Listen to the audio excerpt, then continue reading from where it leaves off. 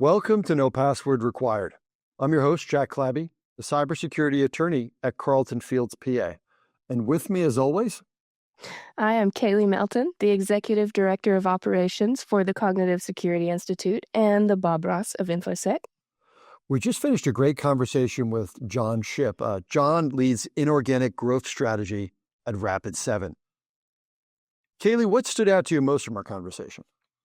I think the thing I'm walking away with is the knowledge that being a metalhead, especially if you're in a metal or punk band, prepares you perfectly for the boardroom.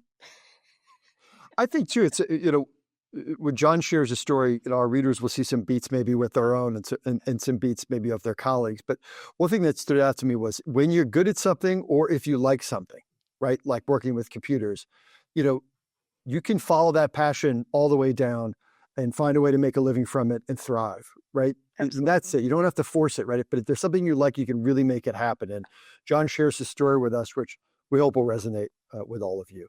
So you've heard a little bit about what we took away from the discussion. And now let's hear what Jon has to say.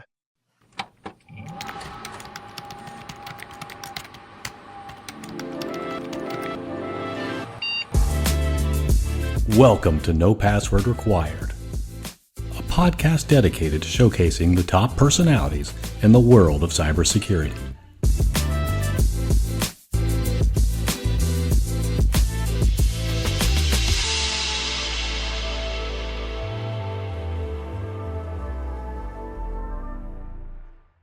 Welcome. Our guest is Jon Schipp. Jon, welcome to No Password Required. Excited to be here. All right, so if you've listened to the show before, you know that Kayley is the Bob Ross of InfoSec. But on your LinkedIn, you call yourself the Ric Flair of cybersecurity. That makes me feel, I guess, pretty lucky to be in the company of two fantastic cybersecurity celebrities. But tell us, is that alter ego, is that something that shows up in your day job at Rapid7, or is that like an after hours? It definitely shows up in the day job. So just to be clear, I didn't coin it myself. That would make me cringe. Just so we're clear, like I actually had our sales team. The sales team came up with it, and then led by a guy named Nick Rossi, one of our sales leaders at our company at Rapid7, and it kind of percolated from there. And I just said, hell, I'm just going to lean into it, right? And so the reason it came up is that Ric Flair is in Tampa. He has a boat down by the marina or by the Marriott Hotel. It says "woo" across it, right? And so when I get too excited, I like to go, woo! I like to do it too. And then the other thing is that I also like robes. I'm kind of fancy in that way sometimes, like a niche. So I got a ton of robes over here. You can't see them, but I brought my favorite pink one. And a picture got circulated with me in this thing from a friend. And then that was kind of the whole Ric Flair persona came to be. And there's a funny video of me at Black Hats where I do a lot of market evangelism too. So like I kicked it off, had the microphone trying to get the floor's attention where there's like, hundreds of vendors out there. And I'm like grabbing the microphone. What's up, Black Hat?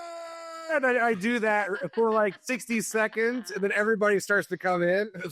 So it was fun.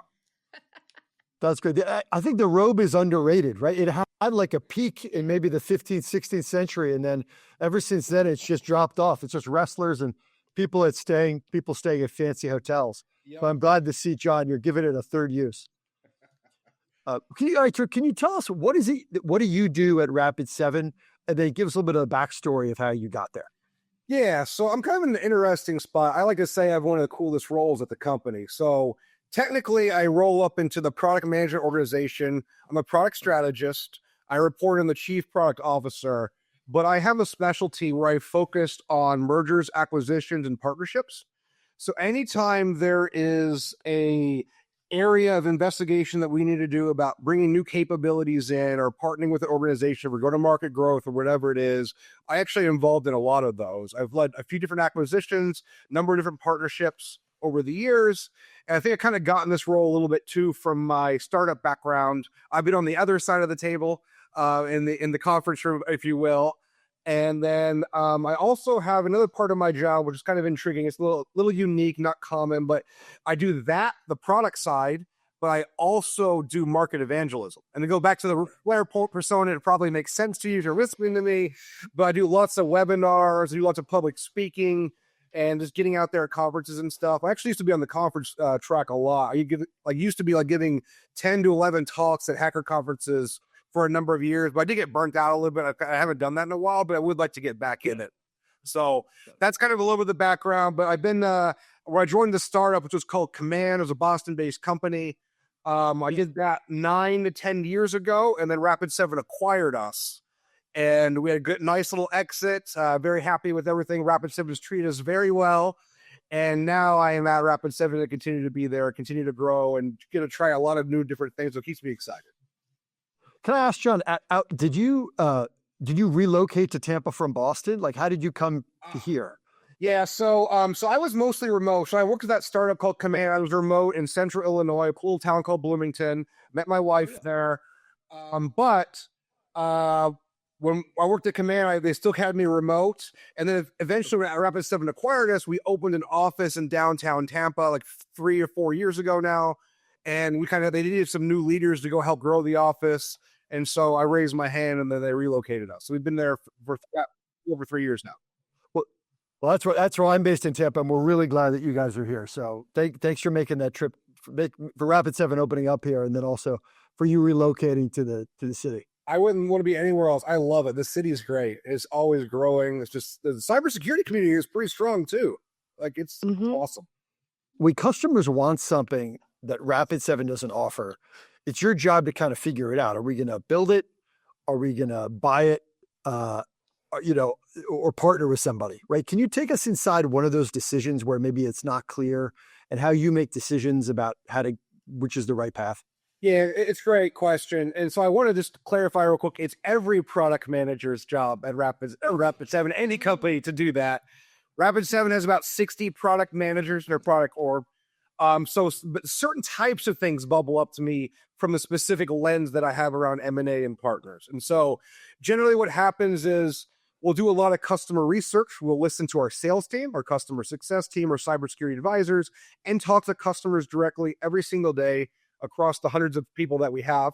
And what we'll do is we'll kind of start to notice patterns in the requests. What features are missing? What's hard to use? Where do they think the market is going? Where's their budget being spent? When budget comes available for next year, where are they going to spend it? Like just common questions like that to get us a pulse on the market, right? And then we also look at obviously attacker trends. Where are they, like the Verizon report, the Mandate report, all that stuff, our own report.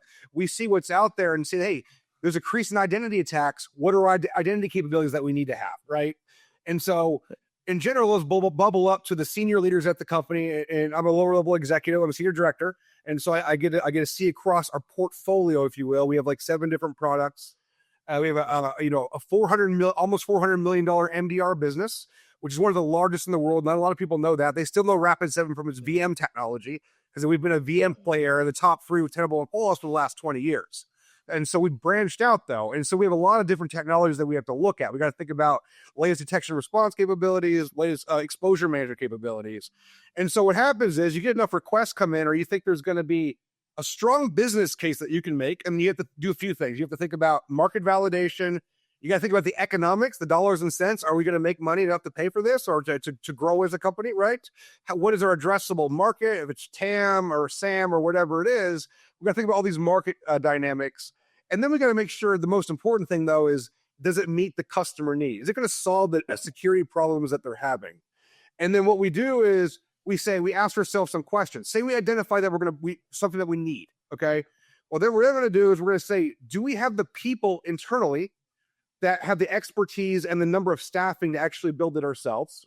Yep. And there's a few decisions you got to make around that. Like, may not be a core competency. Maybe it's better to go outside. If you're going to do something a little adjacent to what Rapid7 does, like not core VM, not MDR, you're going to get into something else like patch manager or compliance, just making some stuff up.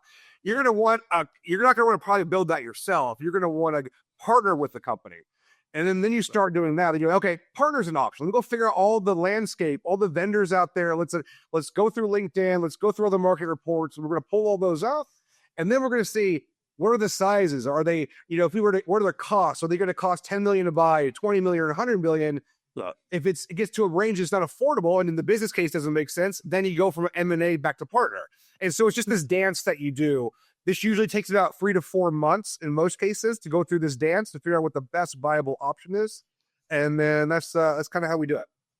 Jon, I've got to ask, were you a cyber guy who learned business, or a business guy who learned cyber, or something else? I'm a cyber guy that learned business. Yeah, it's not the common approach. Yeah, I used to be an incident responder. I worked at the National Center for Supercomputing. That's where I learned security at scale. I was actually the head of security at a couple small companies as well. And so I learned my chops early on. And then I'm just a very natural, curious person. I like to learn a lot of things. And so I went into management, then into software engineering management. I ended up managing software engineering teams. At one point, I led a business team that 100 different people. So I had product managers, software engineers, designers, and ops. And that was a great way to see how everything works together. And then now I'm very much on the business side where I got to think a lot more about the economics and the finances and things like that. So. All right, so I know in part of your role, you're doing pitches. Can you give us an example of a recent pitch where it was really effective or you made someone's jaw drop? Yeah, I can. So we launched before I get into that, so I'll give you just a little backstory if that's okay. Yeah. So last year we launched Surface Command. It's one of Rapid7's fastest growing products. And it's the first product in the industry that brings in internal attack surface management and external. Because today, if you have to go buy you have to buy from 2 different companies. You have to buy a Chasm and an external attack surface management solution. I talked to 100 customers in 3 months. It was exhausting, but it was so worth it. And by the way, I love doing that. They told us hey, I can't afford a Chasm or I can afford an ESM, but I can't afford both. And so we're like, okay, let's be a disruptor here. So this is an effort that I worked on. But anyways, so we brought that in.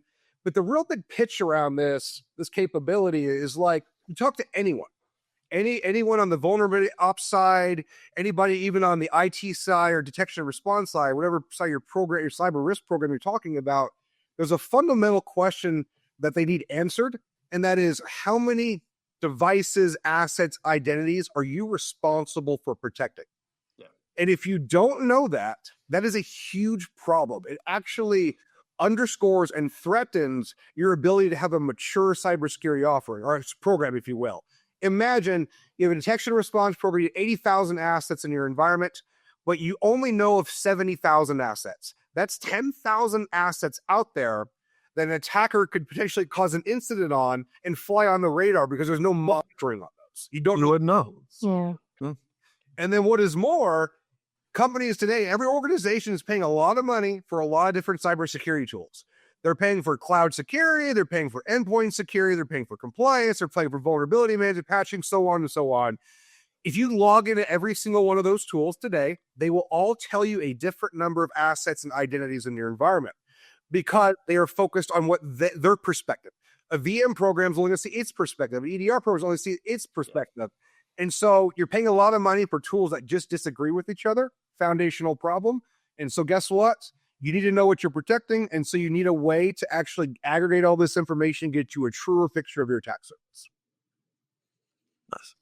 So how did that sell? Do people like that? Oh no, it's now one of our fastest growing products. And in a sense, I wish I had this whenever I was a practitioner. By the way, I used to use spreadsheets like a lot of our customers do in smaller organizations.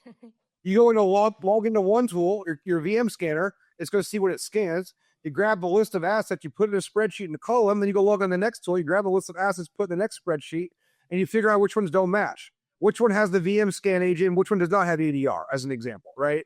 And it's out of date the next day. So it's a pain in the ass. So I was both reacting to what you said, and also we've been joined by a friend in Kayley's screen here. There's either a small tiger or a large cat, or it's just, what's your cat's name? yeah, this is little baby. Little baby. All right, little baby. How old? We can tell he's very little. He is 7. oh, I'm allergic for cats, unfortunately, but I do think they're really cute. Yeah, I'm definitely a cat lady. Her wife likes cat. She's very sad that we can't have one in the house because of my allergies. So, oh man. So I'd like to take it back, all the way back to middle school. Um, I hear that you were into some things that kids today might call sketch. You were running things like Slackware and pirating games on IRC, and I know I absolutely certainly can't relate to that at all. Um, so can you tell us a little bit about what your early setup was like, and do you have a favorite piece of sketchy software or tool that you used back then? Oh yeah. So first, I was an angsty kid, an angsty teenager, right? I was trying to find an outlet for myself, like many of us do, right? Yeah. And it ended up being computers. No one could really tell me what to do outside of like what hours I could be on the computer. Can't be on at 3 a.m. if I have school the next morning, right? Which ended up being a lot of battles with my parents because I got addicted, if you will. But yeah, piracy, like also like any kid, I was too young to be eligible for employment. And so how the hell am I going to get World of Warcraft or Warcraft 3 or whatever, Diablo 2, whatever game was out at the time? And so I had to figure that shit out on my own. And so I went to piracy websites, all the wares, if you will, got lots of viruses, had to reinstall Windows 1,000 times. But eventually I found IRC. And I found a community of people that pirated software, as well as some hackers in there. And we hooked on, we talked, we shared software with bots. At the time, they were like XDC and DCC bots. You could transmit all these files without, well, this is dial-up times, okay? And so I always had an issue from HTTP downloads where if the internet connection went out, which it did a lot, I have to restart the whole download. It took me 14 days to download Warcraft 3. And I had to do it in a way because my dad was getting really pissed because the phone was, I would download during school. So this is IRC, by the way. You could actually resume transfers through XDCC. And so I'd start it during school and then have it run all night when I came home. And Dad's like, why has nobody called me in the last 5 days? Like, what, the phone just stopped working. It's like I was in Buelso Sabine. And then I get the spiel about like grandma. What if grandma had a heart attack and she can't get through, John? Like, you know, which is a fair point looking back now. At the time, I don't think I was worried about it. But I eventually got smart. Once I could resume transfers, then I would do it while we're sleeping. Our parents were sleeping, then I turn it off when I got up for school in the morning, and then resume the transfer in the AM again. Grandma still couldn't get through. She had a midnight heart attack, but everything was good. Grandma worked through that. Oh my goodness. So, anyways, that was the start. Then, you know, a lot of people journey out and get to the anarchist cookbook. They start trading illicit materials that's just interesting to children like me. At that time, I was probably like 12 or something. And then I got into programming. I went to Barnes & Noble's, got Visual Basic 6, started to learn some Visual Basic. I like the idea of learning a programming language from a book. That's cool. Yeah. That's how we got to do it most of the time back then. Yeah. And then just got into the hacker community. I was too broke to go to conferences. I met a bunch of people at IRC and forums, and to get around again, I was a kid. At this point, I was probably 16, 17, early in my driver's license, so I could drive there, but I was too broke to have money to, I started at a grocery store though, but it wasn't much, part-time, to actually go to these, pay the conference fee, travel, eat, board and room, eating and all that. So I actually started sleeping on the floor at hackers. Like I talked to them, cool, and I message on the forums, and then I would just drive out to wherever they are, or if someone was within a 2-hour radius of me, I would drive to their house or park and then jump in with them, and then so I can get all these conferences. I met a lot of people that way. So that was really cool. That's really cool. And some of those people helped me later in my career. They gave me the advice. They liked me, thought I was a bright enough kid anyway, and helped me get connections and things like that landed my first couple jobs and all that. So that was a really good experience. But anyways, I'm all off track. To answer your question, favorite tool, one of my favorite one was DSniff Suite by Doug Song and team. ARP Spoof specifically was the tool that I used a lot. I may have used it on a lot of businesses that I shouldn't have. I didn't have permission in the day. I used to go war driving in my old Pontiac Bonneville. When I got my driver's license, I mapped out the city of Huntingburg, Indiana, so I knew all the Wi-Fi spots and then which ones were unencrypted, and I could actually just go connect and actually go probe the internet. There's a cool tool called iWar, written by he goes by Dabiv. I can't remember his first and last name, but a great guy. I talked to him a lot back then. But I would just war dial also for modems that I can connect to see what was out there. We had a lot of manufacturing in that area, so there was a lot of modems online. It was a big manufacturing area for furniture. I remember dialing into one that was not local, but my dad got a $200 phone bill. I dialed into a Muslim adult contact network, and I was like 16. I just dialed into it and kept the connection, but it was racking up. There's these $200 charges, and then I got banned from the computer for a week, which is unfortunate. But so, and well, it's not other favorite tools. The last three, Nmap, excellent tool, great way to learn about networking. And then I'd say TCP was also a great tool. I spent a lot of time with TCP. I actually started to specialize in network security monitoring at one point. I ran OpenNSM at the University of Illinois, Open Network Security Monitoring Group for a number of years. Unfortunately, I didn't have time for it anymore, had to quit. And then I think for the last one, probably some scanner, like Nikto to do web scanning to find web exposures would probably be the other one. So those are the tools I used a lot back in the day. It's awesome. This is making me a little nostalgic. So I would say that there are more than a couple of nefarious actors out there with very similar origin stories to yours. But what do you think made you pursue knowledge outside of something more ego or material based like money? Yeah, I think it's just, personality. Grew up in a pretty strict Catholic household, so I had some morals instilled into me at the time. But in general, I'm just fascinated by the tech. I'm a naturally curious person. If I were like, I have my own mission statement or about myself about how I'm just really naturally curious. I just love opportunities and learning about anything. And I have a strong conviction about things when I get into them. I get very passionate. And so that carries me through a lot. And so the reason I mention all that is it was always about the learning. I've seen people, I used to read Frack magazine back in the day. It's a very underground magazine. And there's a lot of black hat hacker that's on there that, it's got a lot of black hat vibes, cybercrime people they interview. Very cool stuff. Always so interesting. But I just never was interested in that path. I mean, I was never a good hacker to be clear. Like I'm not like I just like to tinker a lot. And so the natural curiosities kind of kept me going. And then I learned through my dad too, who was very business focused, is like, hey, you can make a career out of this computer thing.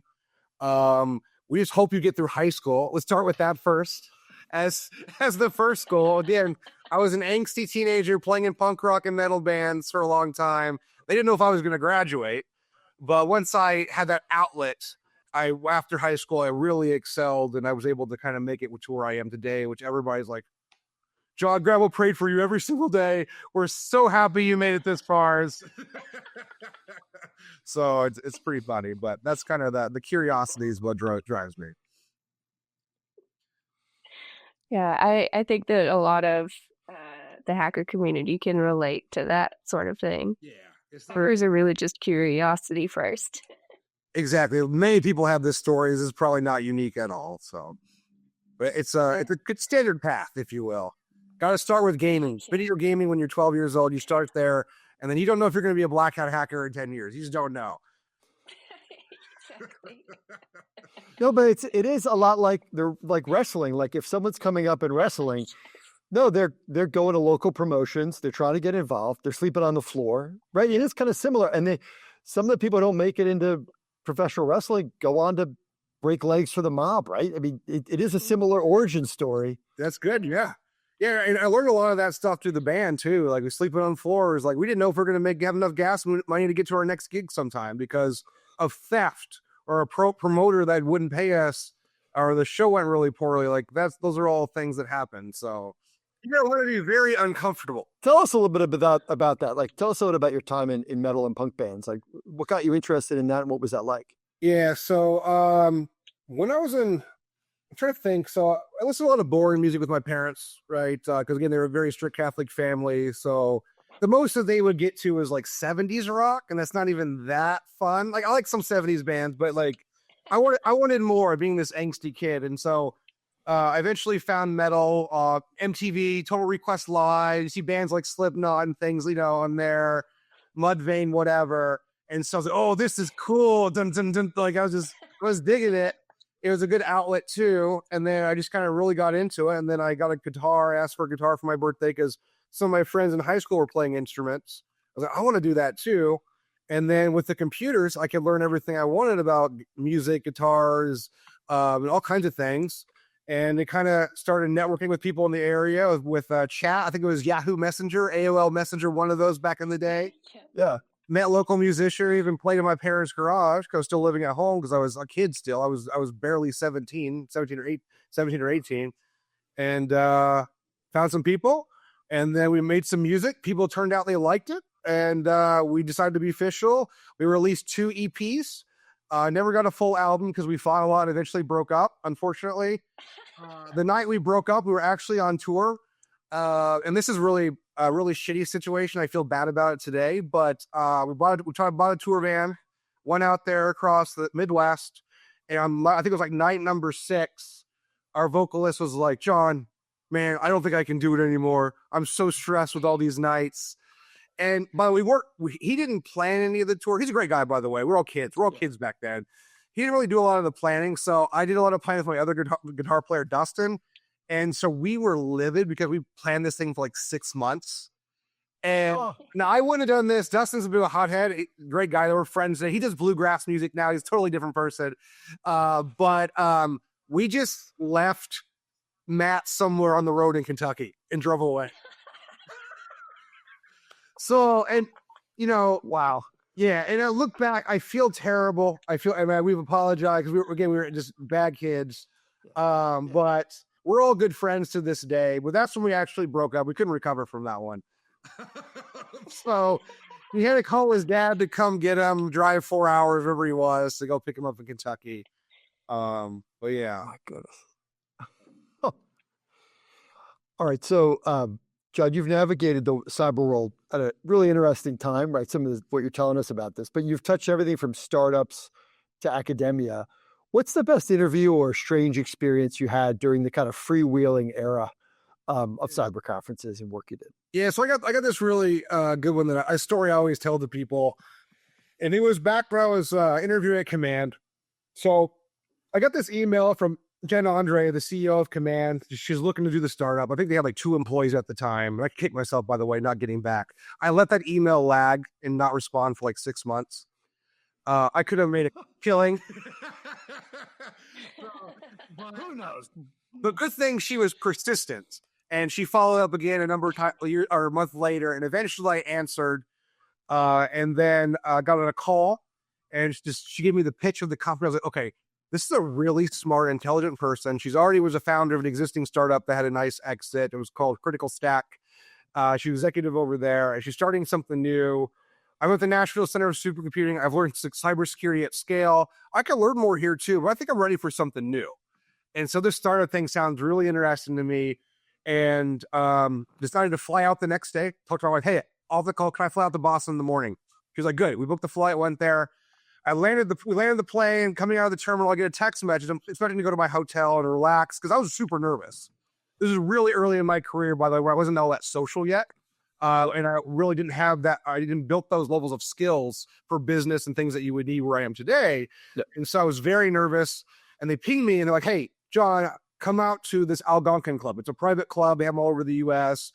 The idea is it's like a club that was started, I think, in the 18th century for self-made men. Think about like oil and gas and whaling and all that stuff. Those guys, they put money to build this club. And it's on to this day. So I was like, okay, I'm going to go to the club. I don't know anything about it. So I show up. They wouldn't let me in the door because I was underdressed. I had shorts and t-shirt on because I didn't know. I wasn't expecting to go here. So I was like, I have my luggage. And I'm like, hey, is there a bathroom I can go in and change so I can get in? I'm going in here for an interview. And they're like, yeah. So I get escorted to the bathroom, changed, put my suit on. I couldn't fit in the stalls. They were too small. I'm a pretty big guy. You can't tell on the camera, but I'm pretty hefty. I'm like 270 pounds. I'm 6'3".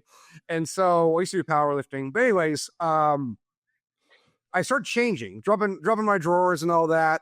And a guy walks in this immaculate blue suit. And he's got this great blonde head of hair. And I'm like, God, that looks so familiar. I thought Leonardo DiCaprio was in the stall next to me while I'm unsheathed. Awesome. So I turn around embarrassed, and I don't know if it looked a lot like him. And I was like, holy shit, this place is cool. So then I changed feelings. I didn't see him the rest of the night in the club. I was looking out for him.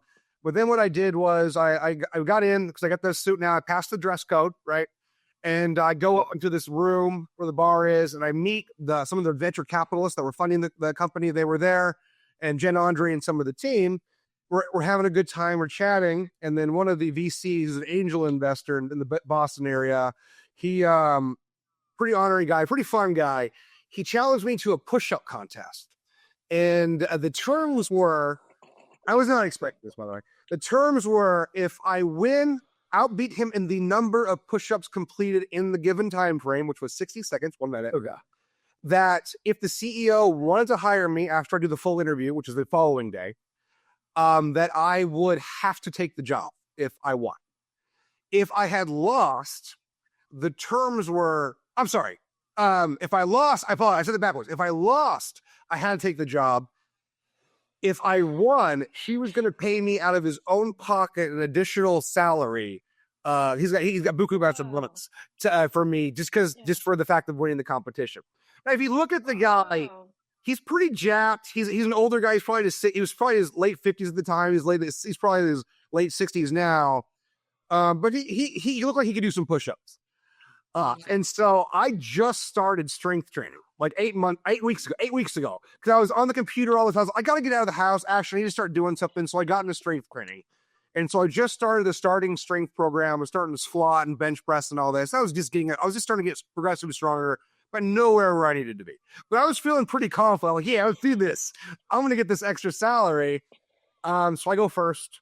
I knock out 27 push-ups in about 30 seconds. My arms gave out. I was done.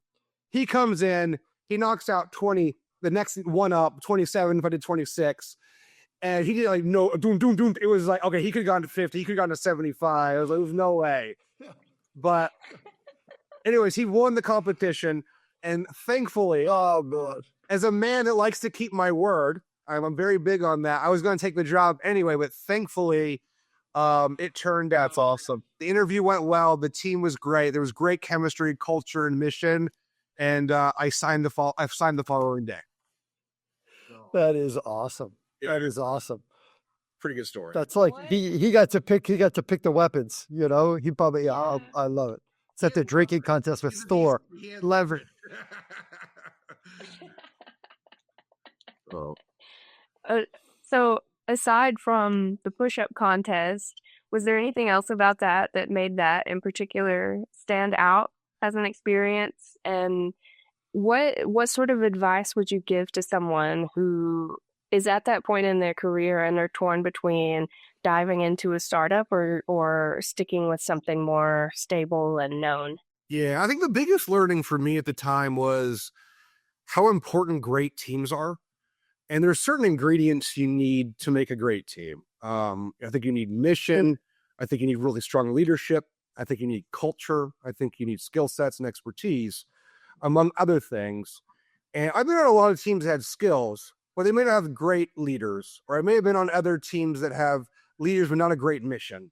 And I think for me, we had all of the ingredients for this effort, and it was just like it just changed the game for me. It was like an epiphany, because I learned like, teams can really like, where they're just hashing out things and no one's getting like jealous of ideas or no one's they're actually focused on what's right, what the best answer is versus who came up with the answer and things like that. Because everybody's been in environments like that. If you're in a big corporate job, it can be like that.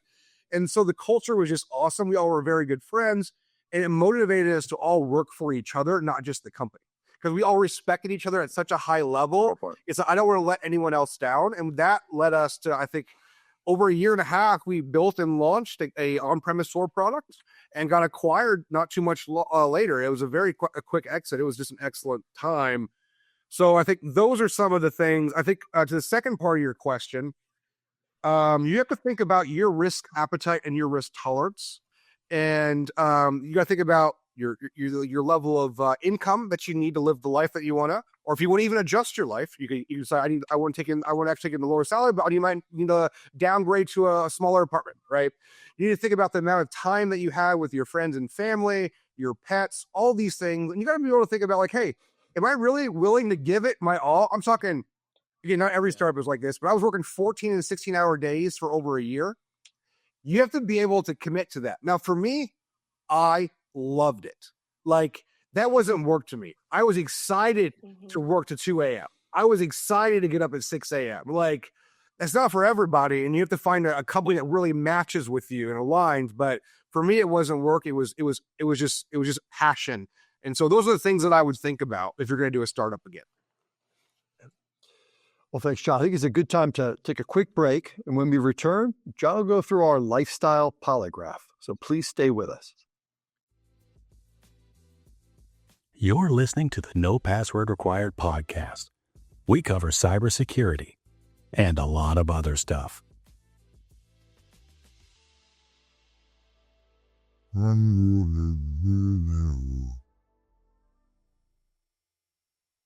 Welcome back. As many of you know, the Lifestyle Polygraph is a test used by the federal government to determine if a person is worthy of learning some of our nation's most important secrets. Here, though, we use this technique for slightly lower stakes to determine whether our guest can join our fantasy cybersecurity squad. John, are you ready for the Lifestyle Polygraph? Oh, I am ready. Let's do this. All right. Question 1. If you had to build a cyber team from TV or movie characters only, who's your SOC lead, who's your red team lead, and who's your HR partner? This is a really tough one. Okay, so I'm going to start with the HR partner. I'm going to pick Leslie Knope from Parks and Rec. Her enthusiasm is off the charts. She does all these team building exercises. She's great. I think she could channel her energy to more performance related things. She'd kill it. So that's who I'd pick for the HR one. Okay, SOC lead. So I'm starting to watch this show called The Wire. It's an old show on HBO. Have you guys seen that? Yep. Okay, so I'm not too far into it. So I don't know if there's a bad character arc for about who I'm going to say. But Detective Jim McNulty. So I just finished the first season. I feel like his persistence on the investigative side is pretty good. The insubordination sometimes we can figure out how to focus him too. Maybe I think he could be a great SOC lead, right? And then I guess an alternative one I could say if Jim McNulty is not a good fit. Well, actually, this is not a good fit either. Dexter. Dexter's great at all the investigative details. I don't need him killing hackers or the offenders, but if we could also channel his energy into a healthy outlet, I think he would do excellent. Then That's awesome. I'd say for the other one was the red team leader, right? Yes. So, okay. So the movie Now You See Me, it could probably be any number of those magicians, where they're outside the box thinking, which is absolutely critical for penetration testing because nothing ever goes the way that you want. You find things that you didn't know were there. So I'd say like maybe Woody Harrelson's character. Actually, don't remember their name, but maybe his character in that. I think they could be someone to kind of get in and just figure out at all costs. So that's my Tiger team right there. There's an episode of Parks and Rec where Leslie Knope, for whatever reason, is she's sidelined, like she's sick or something, or she's trying to take the day off. And there's an event they're planning, and she leaves them really detailed notes on what to do. And it all goes wrong, and she shows up in the last minute, and she looks at it, and she's like, "Did you forget to bring the keg of beer and give it to the Teamsters?" Right. And that was it. Because they hadn't given the beer to the Teamsters, everything else fell apart. No matter they had done all the other stuff right, which is a great lesson on navigating bureaucracy, right? Like sometimes you just got to remember, give a bottle of water to the flight attendant. You know, there's something you got to do to be a human at the end of this thing, right? You can't just be. That is such a powerful message, that episode, that everybody working in bureaucracies has to watch it. Oh yeah, 100%. And that's something, by the way, you know, as the teenager in myself, I didn't know all the dynamics of personalities and how to build trust and confident relationship with people. I had to learn that much later. So anybody that's watching this, that's younger or earlier in their career, those are the things that are going to probably carry you the most far, depending on where you want to go, right? if you're gonna be a black hat hacker, you probably don't. Probably doesn't matter. But if you want to get in the corporate side of things, then it matters a great deal. Sometimes I put up sticky notes that just says, "Ask how they're doing." Because I get on a call, I just want to get right into it, and it's like, "Whoa, hey, let this." Yep. Got to ask people how they're doing. Check in. You can't just get right into the meat of it. You got to give it a second. Yeah, treat us like humans. Exactly. Yep. Yeah. All right. Question number 2. You're the ultimate heavy metal producer with unlimited budget, time machine access, everything. So every ego in the room trusts your vision. Now it's time for you to build the greatest metal track ever made. The alternate universe anthem that would have melted faces across dimensions. Who is in the band and what is the song? I love, by the way, the dramatic metal language in here too. Because metal is just so kitschy, but that's what I love about it. It's just so absurd. So Same. I got a few vinyl. I select vinyl here. So the first one, this is very hard question to answer, but the first one this is probably one of the heaviest records ever to be produced. It's Marauder's Master Killer.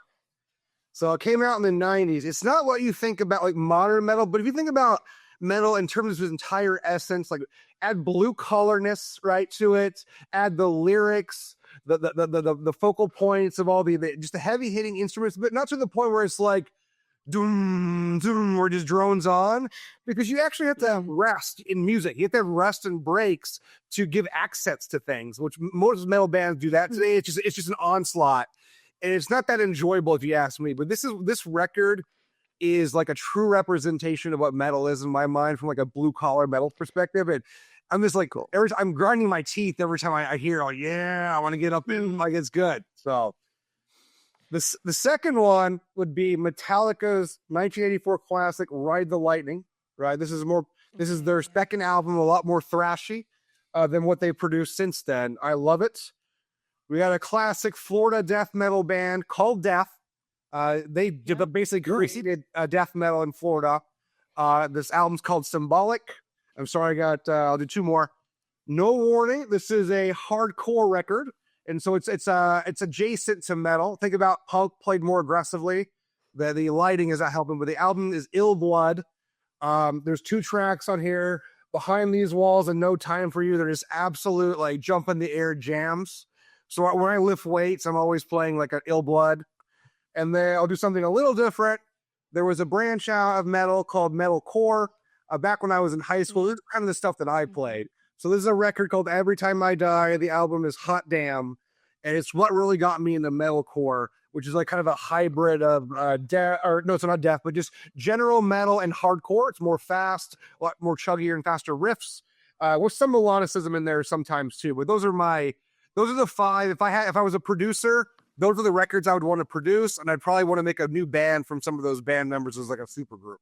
So, John, can you, like, because of your appreciation of music, as a listener, as someone who can play it, and also understanding the history, when you're working, can you play music in the background, or do you get too distracted and you've got to really focus on it, like a headphone? That's a great question. I get too distracted. I usually don't play music unless it's a low stress day. I don't get too many of those. So if it's one of those, then I'll put something in the background that doesn't have a whole lot of lyrics, but otherwise I get too distracted. Yeah, I wish I could enjoy it without just in the background, but I'm the same way. I can't. I just have to be engaged on it. That's what I'm thinking. Yeah. All right, third question. In Wayne's world, Wayne can't get enough of the 64 Fender Stratocaster in classic white. So if we were shadowing you during your peak metal era, what guitar would you be obsessing over? And what song would you play to try it out? No Stairway to Heaven. Oh, that's great. Okay, so I have a little personal on this one. So our little personal theme on this one. So back when I was playing in a band, we played at this club in Evansville. It's no longer around. It's called 1123. And we played with a number of bands that toured from out of state. And I just got this new guitar. It was an LTD H300. They don't make them anymore. And I spent most of my grocery money for the last 6 months to buy that guitar. Back when I was working at the grocery store. I should be clear on that. I was part-time at a grocery store during high school. And we went to that show. We played. I got on stage, we played. And then after we put our gear away, the next band comes up, or you tear down real quick, and the next band comes up on stage. Then we go mingle with the fans, watch some of the bands. I come back toward the end of the show. I cannot find my guitar. We talked to everybody, all the other bands, the house, everything, and it was gone. And so someone stole it. I don't know how that. So someone stole the guitar. It's actually a fairly rare guitar. And it's a bummer, but to answer the question, that's what I would love to play again. It's not like that guitar was like phenomenal, but I just have an attachment. I have a love for it because of that. And I spent a lot of time making the money to pay for that. And by the way, I have a Google alert. It's been set out for 10 years. And so if anyone matches that guitar name on a forum that for sale, it'll send me an email. I've only gotten one match, and it was over 10 years. That's how rare it is. So if anybody has an H300, if your listeners have an H300 or know someone that has it, please, I will buy it on the spot. I want that guitar back. My partner works at a music store and is a certified luthier, so okay, please let them know. Please come across that, Hulk giving me H300. So, that's cool. All right, that's part of it. It's part of it. So it's just the lifestyle there. yeah. I mean, if you're playing like punk and metal shows. Yeah, like doing the North. You're trying to get to your next gig, and you're running out of gas, and you got to drive 3 to 4 hours the next gig. And we've had it where the promoter just leaves before the show ends, where they pay you at the end, where they start to divvy up all the turkeys. And so we had one time we could have had other, because we actually were the band that traveled the farthest. We traveled 9 hours for this show. And the other bands were so nice to us because the promoter left, and they actually chipped in their own personal money so that we could get to the next gig.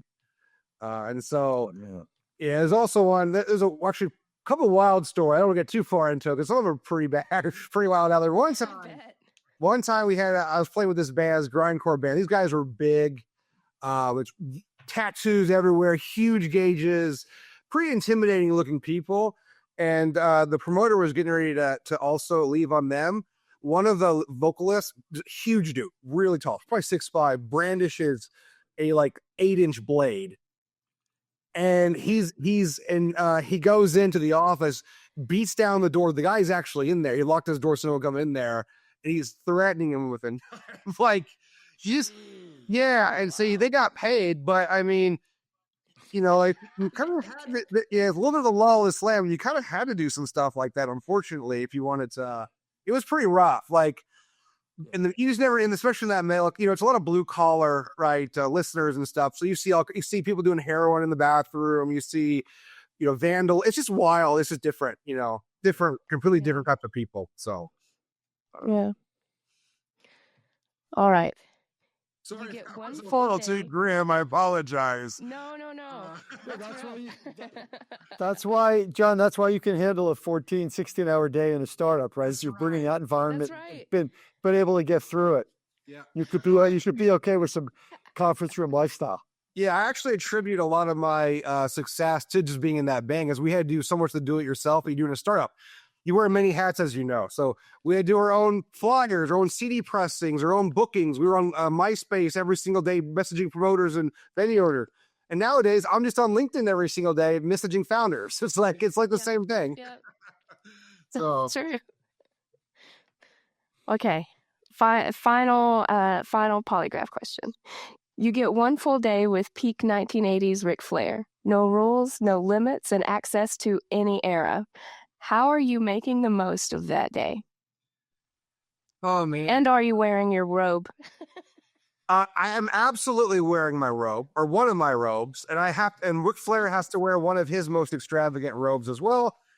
And what we would probably do is we would have a photo shoot, and we're walking down Ybor City in Tampa, the Cuban cigar district, and we're just going to have the robes draining on the filthy ground, walking down the street, and we're just going to be yelling "woo" on the nightlife. All the events are going on at all the clubs down there, and then we'll do a photo op, and then we'll go on the Ric Flair Woo boat. So again, he's got a boat down at the Marriott Hotel.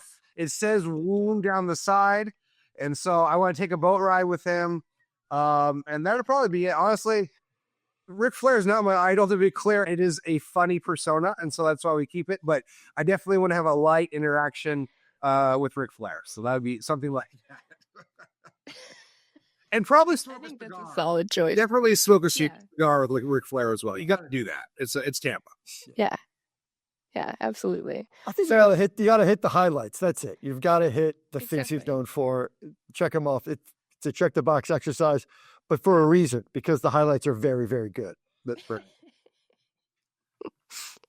So what do you think, Jack? Does Jon have what it takes to join our fantasy cybersecurity squad? Yeah, absolutely. I think, it's a great, Jon, to be able to know where you came from and where the adventures that you had contribute to what you're doing now and how you're helping all your customers and helping your colleagues. So it's really cool that you shared your story with us. We really, really appreciate you being on.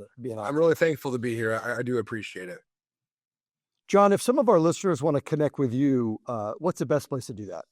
Yeah, so probably LinkedIn. Just add me on LinkedIn. Just look for Jon Schipp, JONSCHIPP. I'm on LinkedIn almost every single day.